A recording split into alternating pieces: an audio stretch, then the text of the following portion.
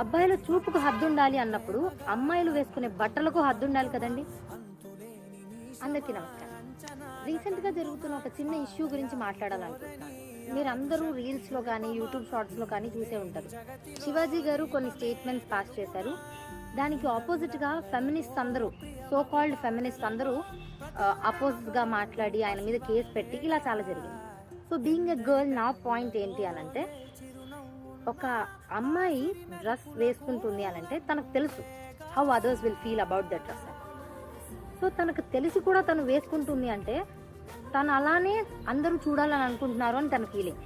So Shivaji గారు చెప్పిన కంటెంట్లో ఆయన చెప్పిన పాయింట్ కరెక్టే, కానీ ఆయన వాడిన వర్డ్స్ రాంగ్ అయి ఉండొచ్చు.